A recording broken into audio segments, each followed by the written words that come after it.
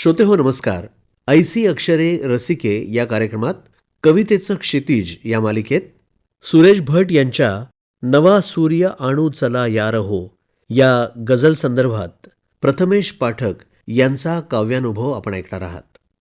मराठी कवितेत गेल्या शतकात सर्वार्थानं क्रांती झाली, ती ह्या अर्थी की आपल्या पारंपरिक कवितेच्या सोबतच जागतिक कवितेतील अनेक काव्यप्रकार आपल्या भाषेत आले, जसे की गझल, रुबाई, हायकू, सुनीते. या सगळ्यांमध्ये गझल हा काव्यप्रकार सर्वांच्याच चर्चेचा, प्रेमाचा आणि अभ्यासाचा विषय झाला. आज आपण मराठी गझल ज्यांनी घडवली अशा महान कवीची गझल ऐकूयात, अर्थात गझल सम्राट सुरेश भट यांची. सूर्य केव्हाच अंधारला यार हो, नवा सूर्य आणू चला यार हो. गझल हा काव्यप्रकार भावतो कारण त्यात परस्पर विरोधी प्रतिमा असतात, आक्रमकता असते आणि लार्जर दॅन लाईफ करून सांगायची कला. पण शेर हा बहुतांश वेळा प्रतिकात्मक किंवा सूचक असतो. इथे बघा, सूर्य अंधारला म्हणतायत भटसाहेब. म्हणजे काय तर ही व्यवस्था किंवा आपले नेते हे आता आपल्याला प्रकाश देऊ शकत नाहीत. मग आता आपण नवा सूर्य आणूयात, म्हणजेच नवा मार्ग शोधूयात. पुढचा शेर आहे, हे नवे फक्त आले पहारे करी, कैदखाना नवा कोठला यार हो. हा शेर तर मला वाटतो निवडणुका झाल्यावर दुसऱ्या दिवशी मथळा म्हणून वापरता येईल असा, की उपभोग घेणारे फक्त नवे आले, आपण मात्र त्याच कैदखान्यात त्रास भोगतोय. आता पुढचा शेर बघा, हा शेर म्हणजे समस्त बदलत गेलेल्या आणि निमूटपणे सहन करणाऱ्या सामान्य जनतेच्या गालावरची चपराक आहे. ऐका, ते सुखासीन संताप गेले कुठे, हाय जो तो मुका बैसला यार हो. अरे आपण बोलत का नाही आहोत? योग्य ठिकाणी न बोलल्यावर काय होतं हे सगळ्यांनीच अनुभवलं असणार, मग तरीही आपण गप्प का? आता पुढचा शेर खास विरोधाभासीय कल्पनेचा आविष्कार आहे बघा. चालण्याची नको एवढी कौतुके, चालण्याची नको एवढी कौतुके, थांबणे ही अघोरी कला यार हो. वा वा वा. पायावर उभं राहिलो की आपण अखेरपर्यंत फक्त धावत सुटतो आणि त्याचं काय कौतुक असतं आपल्याला.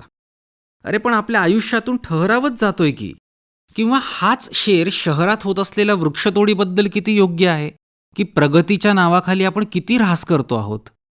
पुढचे 3 शेर भट साहेब स्वतःबद्दल बोलतायत. म्हणजे आपल्याला वाटेल की ते स्वतःबद्दल बोलतायत, उपरोधानं, त्राग्यानं, हतबलतेनं. वरपांगी ते वाटूही शकतं, पण हे 3ही शेर त्यांनी आपल्याला दाखवलेला आरसा आहे.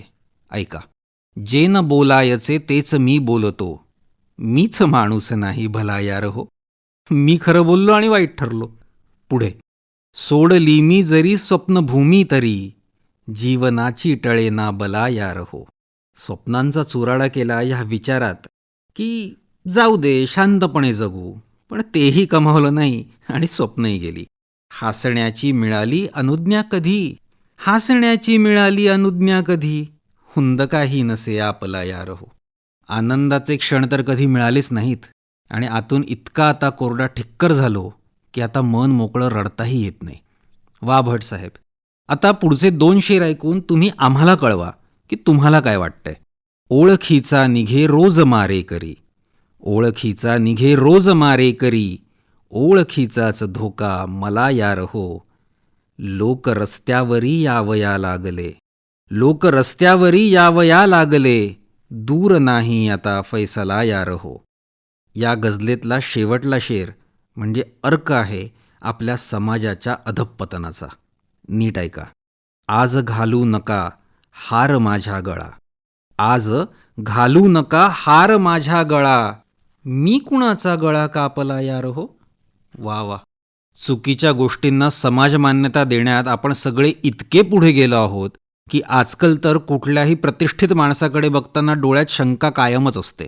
रसिक हो, आपण ह्या गझलेतून भट साहेब सांगत आहेत तो राग व्यक्त करूयात आणि माणुसकी वाचवूयात.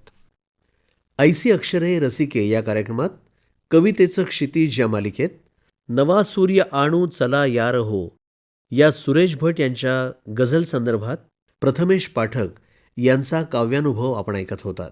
या कार्यक्रमासाठी निर्मिती सहाय्य रोहिणी पाटील, सादर करते राजेश शेजवळे. ही आकाशवाणी मुंबई केंद्राची निर्मिती होती.